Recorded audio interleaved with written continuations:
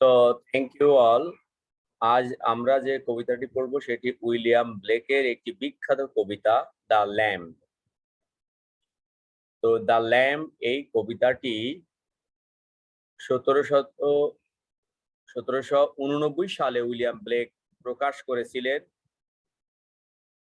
এই কবিতায় আমরা দেখব এই দ্য ল্যাম্ব বলতে যীশু খ্রিস্টকে বোঝানো হয়েছে। উইলিয়াম ব্লেকের জীবনে ধ্রুবতারা ছিল বাইবেল। সারা জীবন তিনি বাইবেলকে সত্যের মাপকাঠি বলে চিনতেন, জানতেন এবং প্রচার করতেন তার কবিতায়। এখানে আমরা দেখব নিউ টেস্টামেন্টে এমন অনেক জায়গায়, ওল্ড টেস্টামেন্টেও অনুসারে নিউ টেস্টামেন্টে গসপেল অফ জন এর অধ্যায় 1 এর 29 থেকে 35 নামক 29 থেকে 35 ভার্স, এখানে যীশু খ্রিস্টকে ল্যাম্ব হিসাবে দেখানো হয়েছে। যীশুকে বলা হয়েছে যীশু is the lamb of god, is the lamb of god. তিনি ঈশ্বরের ল্যাম্ব। ল্যাম্ব মানে মেষ। তো এই ঈশ্বরের মেষ বলতে মেষ হলো একটি নিরীহ, নিষ্পাপ, প্রশান্ত, অত্যন্ত আনন্দদায়ী, সৌন্দর্য পিয়াসীদের জন্য সৌন্দর্যের তৃষ্ণা নিবারণকারী একটি প্রাণী, ল্যাম্ব। তো যিশুকে বাইবেলের gospel of John chapter 1 verse 29 থেকে 36, এখানে যিশুকে ল্যাম্ব হিসাবে বলা হয়েছে, তুলে ধরা হয়েছে। সেখানে বলা হয়েছে Jesus Christ is the lamb of god. আবারও আমরা দেখি নিউ টেস্টামেন্টের রিভিলেশন নামক অধ্যায়টিতে, যেখানে এর লেখক জন সর্বত্রই যিশুকে, ক্রাইস্টকে দ্য ল্যাম্ব হিসাবেই তুলে ধরেছেন। তা আসলে এখানে দ্য ল্যাম্ব কবিতাটিতে উইলিয়াম ব্লেক তিনি যিশুর প্রকৃতিকে একটি ভেড়ার প্রকৃতির সাথে তুলনা করে তাকে তুলে ধরতে চেয়েছেন তার পাঠকদের কাছে। যিশু কেমন ছিল, যিশু কেমন ছিলেন, ক্রাইস্ট কেমন ছিলেন, আসলে ক্রাইস্ট কে, তার পরিচয় কি, কে যিশু খ্রিস্ট? তিনি কি শুধুই একজন নবী, বা তিনি কি শুধু একজন ঈশ্বরের দূত, না তিনি একজন ঈশ্বরের সন্তানও বটে, বা না তিনি নিজেও ঈশ্বর বটে, তা তিনি এখানে ব্যক্ত করেছেন।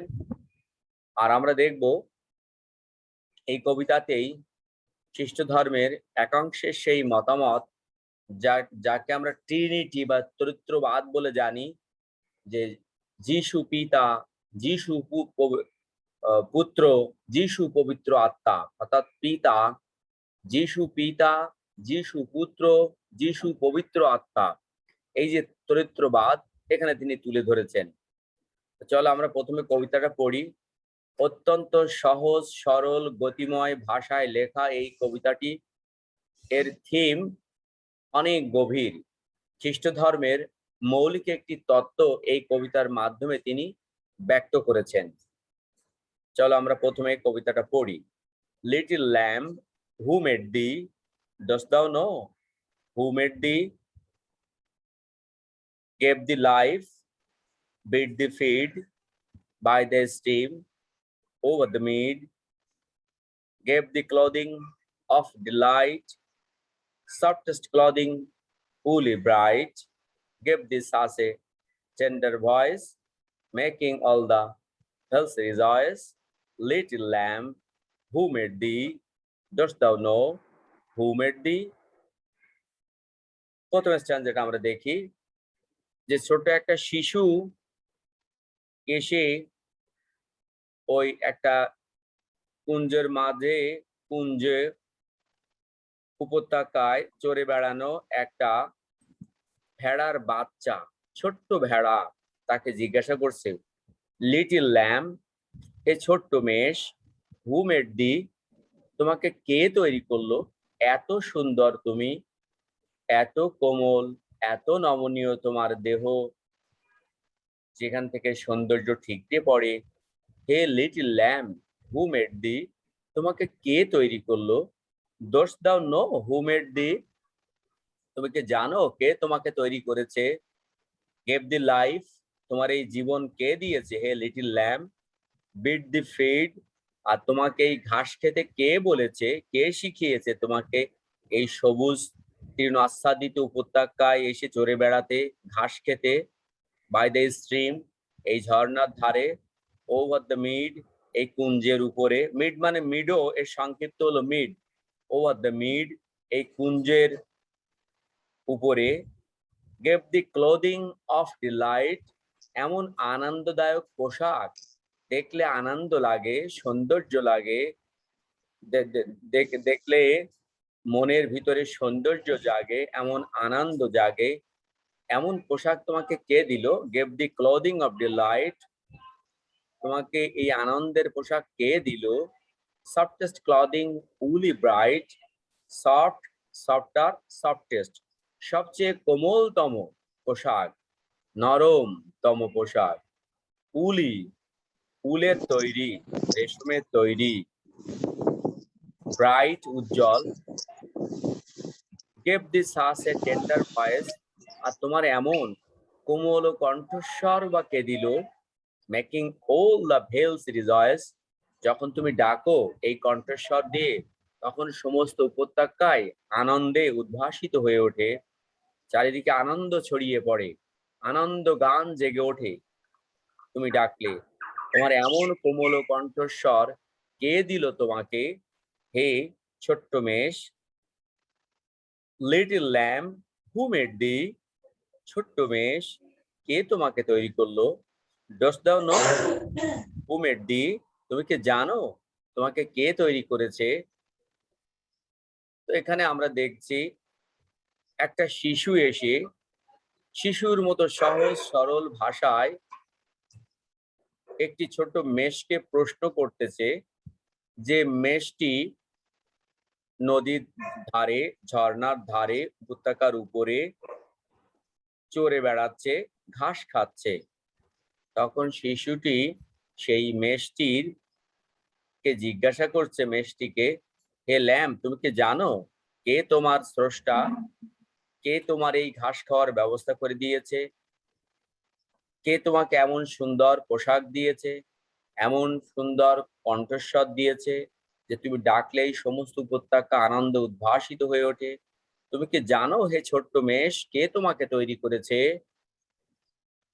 তো আমরা দেখি হু মেড দি, এই প্রশ্নটা তিনি অনেকবার করেছেন। প্রথমেই তিনি সেই প্রশ্ন দিয়ে শুরু করেছেন, দ্বিতীয় লাইনেও সেই প্রশ্নটা। তারপরে তিনি বলছেন, এই যে তোমাকে জীবন দিয়েছে, এই যে তোমাকে চড়ে বেড়ানোর জন্য ব্যবস্থা করে দিয়েছে নদীর ধারে, ঝর্ণার ধারে, কুঞ্জের উপরে, আর এই যে তোমার এমন কোমল পোশাক দিয়েছে, নরমতম রেশমি পোশাক তোমাকে দিয়েছে কে? এই যে তোমার কণ্ঠস্বর কে দিয়েছে? হেমেশ। আমরা পরের লাইনগুলো পড়ি, তারপরে দেখবো। Little lamb, I will tell thee, তাহলে এই পর্যন্ত কবি ছোট্ট মেষের কাছে যে জিজ্ঞাসা করেছে, মেষ কোনো কিছু জবাব দেয়নি। সম্ভবত সে জানে না, কবি কল্পনা করছেন সে জানে না। জানলেও কবি তার উত্তরে অপেক্ষায় না থেকে তিনি উত্তর দিচ্ছেন নিজেই। Little lamb, I will tell thee, little lamb, I will tell thee, ছোট মেষ, আমি তোমাকে বলবো, ছোট মেষ, আমি তোমাকে বলবো। হি ইজ কল্ড বাই দাই নেম, এবার ওই ল্যাম্পটাকে কবি নিজে যে প্রশ্ন করেছিল, ওই ছোট ল্যাম্প সেই প্রশ্নের জবাব দেয়নি। তখন কবি নিজেই বলছে, আচ্ছা ঠিক আছে, আমি তোমাকে বলে দিচ্ছি তোমাকে কে তৈরি করেছিল। হি ইজ কল্ড বাই দাই নেম, তাকেও তোমার নাম ধরে ডাকা হয়। অর্থাৎ ল্যাম্পকেও ল্যাম্প বলা হয়, আবার জেসাস ক্রাইস্ট তাকেও ল্যাম্প নামে ডাকা হয়। তাই উইলিয়াম ব্লেক, যিনি বাইবেলের একান্ত অনুরাগী অনুসারী ছিলেন, তিনি বললেন, ওই ছোট্ট মেষটিকে বললেন, হি ইজ কল্ড বাই দাই নেম, তাকেও তোমার নামে ডাকা হয়। ফর হি কলস হিমসেলফ এ ল্যাম্প, কারণ তিনি নিজেকেও ল্যাম্প বলে ডাকতেন। He is meek, he is mild, তিনি অনেক প্রশান্ত, অনেক ভদ্র। He became a little child, তিনি নিজেও একটি শিশু হয়ে জন্মেছিলেন মা মেরির গর্ভে। আই এ চাইল্ড, দাও এ ল্যাম্প, আমিও একটি শিশু, তুমিও একটি lamb. We are called by his name, আমাদেরকেও তাদের নামে ডাকা হয়। অর্থাৎ এখানে আমরা দেখব কবি তিনি একটি যৌক্তিক সিদ্ধান্তে আসার চেষ্টা করতেছেন। বলছেন যে, হে ছোট ল্যাম্প, তোমাকে যে তৈরি করেছিল তিনি নিজেকেও ল্যাম্প বলতেন, তাকেও ল্যাম্প বলে ডাকা হয়, তিনি নিজেকেও ল্যাম্প বলতেন। তিনি অত্যন্ত প্রশান্ত আর ভদ্র ছিলেন। তিনিও শিশু হয়ে জন্মেছিলেন, মানব জন্ম নিয়েছিলেন, মা মেরির গর্ভে জন্মেছিলেন। আমি এখন চাইল্ড, আমি একটা শিশু। ওই যে মেষের কাছে প্রশ্ন যে করতেছে এই কবিতার বক্তা বা speaker, he is also a child, বলছে আমিও আই এ চাইল্ড, আমি একজন শিশু। আর দাও এ ল্যাম্প, আর তুমি একটা ভেড়া, ছোট মেষ। We are called by his name, আমাদেরকেও তার নামে ডাকা হয়। তিনি যিশু শিশু ছিলেন, আমিও শিশু। যিশু নিজেকে ভেড়া বলে ডাকতেন, তুমিও ভেড়া। তাহলে যিশু আর মেষ, হে ছোট্ট মেষ তুমি, আর যিশু ক্রাইস্ট আর আমি ছোট্ট শিশু, আমরা তিনজনই এক। We are called by his name, তার নামেই তো আমাদেরকে ডাকা হয়। Little lamb, God bless thee, little lamb, God bless thee, ছোট মেষ, ঈশ্বর তোমার মঙ্গল করুন, ছোট মেষ, ঈশ্বর তোমার মঙ্গল করুন। আসলে আমরা এই কবিতায় দেখব খ্রিস্ট ধর্মের একটি তত্ত্ব তিনি এখানে প্রচার করেছেন। সেই তত্ত্বটি হলো ট্রিনিটি বা ত্রৈত্রবাদ। মূল কথাটা মনে রাখবা, এই কবিতায় তিনি খ্রিস্ট ধর্মের একটি মতবাদ প্রচার করার চেষ্টা করেছেন, পাশাপাশি প্রকৃতি থেকে বেছে নিয়েছেন ছোট্ট একটি নিরীহ নিষ্পাপ প্রাণী, ছোট্ট একটি মেষ। সেই মেষের কাছে জিজ্ঞাসা করেছেন যে, তুমি কি জানো তোমাকে কে তৈরি করে দিয়েছেন? তোমার এই পোশাক, তোমার এই কণ্ঠস্বর, তুমি যে ঘাস খাচ্ছ, এই চারণভূমি, এই ঝর্ণা, এই কুঞ্জ, এই প্রকৃতি, এই পরিবেশ, এই পরিস্থিতি কে তৈরি করে দিয়েছে তুমি কি জানো? ল্যাম্প কোনো জবাব দেয়নি। কবি তখন বললেন, আচ্ছা ঠিক আছে, আমি তোমাকে বলে দিচ্ছি কে তোমাকে তৈরি করেছে। তবে শুনে নাও, তোমাকে যে তৈরি করেছে, সৃষ্টি করেছে, তাকেও তোমার নাম ধরে ডাকা হয়, এবং তিনি নিজেও তাকে তোমার নামে ডাকতো। অর্থাৎ তুমি যে ল্যাম্প, তিনিও নিজেকে ল্যাম্প বলে ডাকতেন। তিনি ছিলেন তোমার মতোই প্রশান্ত, তোমার মতোই মাইল্ড, আর তিনিও আমার মতো শিশু হয়ে জন্মে নিয়েছিলেন মা মেরির গর্ভে। অর্থাৎ খ্রিস্ট ধর্মের একাংশের যে মতামত, স্বয়ং ঈশ্বর, স্বয়ং যিশু, তিনি পিতা, তিনি পুত্র, তিনি পবিত্র আত্মা, তিনি এক, এর তিনে বহিঃপ্রকাশ। অর্থাৎ যিশু সর্বশক্তিমান ঈশ্বর, তিনি আবার মা মেরির গর্ভে জন্মেছিলেন শিশু হয়ে, মানব জগতে এসেছিলেন মানব জগতের মানুষের জীবনধারা কিভাবে পরিচালনা করবে তা দেখানোর জন্য। আবার তিনি মৃত্যুর পরে পুনরুত্থিত হয়ে স্বর্গে চলে গেছেন, তিনি পবিত্র আত্মা। সেই তত্ত্বটা তিনি এখানে তুলে ধরতে চেয়েছেন। আর এর ব্যাকগ্রাউন্ড হিসাবে তিনি আশ্রয় নিয়েছেন বাইবেলের নিউ টেস্টামেন্টের গসপেল অফ জন চ্যাপ্টার 1 29 থেকে 36 এবং নিউ টেস্টামেন্টের আমরা জানি রিভেলেশন নামক যে অধ্যায়টা রয়েছে, সেখানে জন সর্বত্রই যিশুকে ল্যাম্ব হিসাবে পরিচিত করেছেন। তাহলে এখানে এই কবিতায় তিনি বলছেন যে ল্যাম্ব যে মা ম্যারির গর্ভে জাত শিশু, সে আর সেই মানব জীবন পার করে মৃত্যুবরণ করে পুনরায় পুনরুত্থিত হয়ে স্বর্গে আরোহণ করেছিলেন, সেই একই শক্তি, তিনি ঈশ্বর।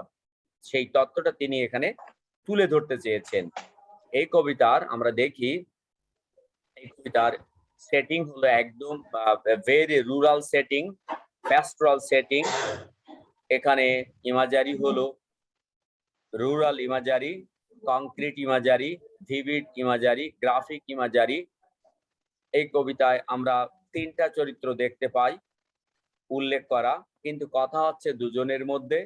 একজন হলো একটা শিশু, এই কবিতার বক্তা একজন শিশু, জিজ্ঞাসা করছে সে আর একটা মেষের ছোট্ট মেষ তার কাছে। তাহলে এখানে hair is a communication between man and nature, এবং এর মধ্যে যৌক্তিকভাবে সহজ ভাষায় শিশুর মতায় ভাষায় তুলে ধরছে যে একটি খ্রিস্ট ধর্মের তত্ত্বকথাকে। পাশাপাশি ছোট মেষ নামক একটি প্রাণীর দৈহিক সৌন্দর্যের কথা ব্যক্ত করছেন। এবং এই কবিতার মূল কথাটা হলো এই যে স্বয়ং ঈশ্বর, এই স্বয়ং স্রষ্টা তার সৃষ্টির মাঝে বিরাজ করেন, এই একটি তত্ত্ব এই কবিতায় উপস্থাপিত হয়েছে। তো বলো, তোমাদের কারো কোনো জিজ্ঞাসা আছে? এই কবিতা আমরা দেখছি খুব রিদমিং এবং রাইম মিল আছে। Little lamb who made thee, dost thou know who made thee। প্রথম 2 স্ট্যান্জায় লেখা এই কবিতার প্রথম স্ট্যান্জায় দেখো, little lamb who made thee, dost thou know who made thee, এ তারপরে দেখো feed, mead, delight, bright, voice, rejoice, thee, অর্থাৎ কাপলেটে লেখা। দেখো আমরা দেখি রাইমিং এ মিল আছে, A B B C C D D, আমরা দেখছি এখানে কাপলেটে লেখা, অর্থাৎ 2 লাইনের মিল রয়েছে। পরবর্তীতে আমরা তাই দেখি, পরবর্তী স্ট্যান্জা দেখো the name, lame, mild, child, lamb, একটু অমিল আছে শেষে দেখো আই এ চাইল্ড দাও এ ল্যাম্ব, এটা আগের সাথে মেলে না। এখানে দেখো we are called by his name, little lamb God bless thee, little lamb God bless thee. তাহলে এই কবিতাটা শুরু হয়েছে প্রশ্ন দিয়ে আর শেষ হয়েছে আশীর্বাদ দিয়ে। কবি প্রথমে জিজ্ঞাসা করলেন ল্যাম্বের কাছে, তুমি কি জানো তোমার স্রষ্টাকে? তাহলে এই কবিতায় একটি তাগিদ হলো, এই কবিতায় কবি পরোক্ষভাবে একটি তাগিদ দিচ্ছেন তার পাঠকদেরকে, জেনে রাখা উচিত তোমাদের স্রষ্টাকে, স্রষ্টাকে জানা উচিত, স্রষ্টাকে চেনা উচিত। এই যে প্রকৃতির এত রূপ, এত সৌন্দর্য, এই যে তোমার জীবন, এই যে জীবন উপকরণ, এই যে জীবন যাপন পদ্ধতি, এই সব কিছু ঈশ্বরের দান, ঈশ্বরের দেখানো পথ। এই সব কিছুর মাঝেই ঈশ্বর রয়েছে। সর্বশক্তিমান ঈশ্বর জেসাস ক্রাইস্ট, তিনি নিজেই ঈশ্বর, নিজেই মানব জন্ম নিয়েছিলেন, আবার নিজেই এই পৃথিবী থেকে মৃত্যুর পরে পুনরুত্থিত হয়ে স্বর্গধামে চলে গেছেন। তো এই যে তত্ত্বটা তিনি এখানে দেখিয়েছেন। তোমাদের কোনো জিজ্ঞাসা থাকলে করতে পারো, বলো দেখি, কারো কোনো জিজ্ঞাসা আছে?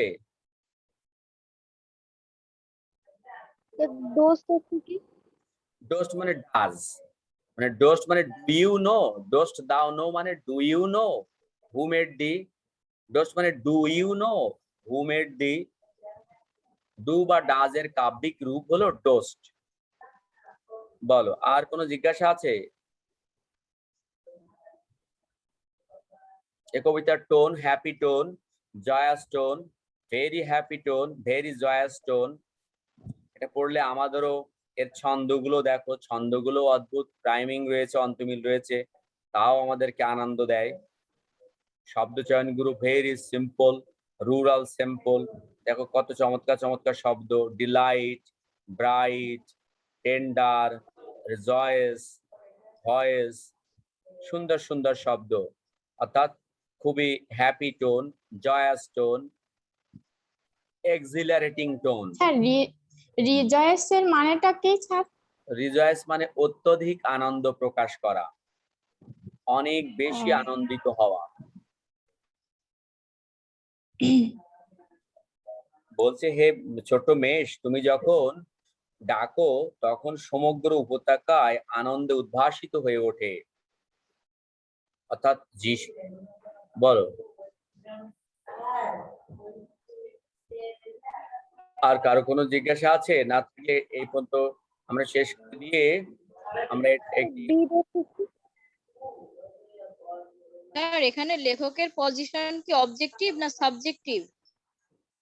এখানে লেখক শুধু এখানে না, সকল রোমান্টিক কবিতার কবিদের পজিশন সাবজেক্টিভ। আর আগে আমাদের একটু জানতে হবে সাবজেক্টিভ আর অবজেক্টিভ কি, তাহলে আমরা সহজেই বুঝতে পারবো। সাবজেক্টিভ হলো মৃন্ময়, মৃতযোগময়, মৃন্ময় অর্থাৎ যেখানে মনের কথা বলা হয়। আর অবজেক্টিভ হলো যেখানে জগতের কথা বলা হয়, যেমন জগতে যা আছে তাই তুলি ধরাই হলো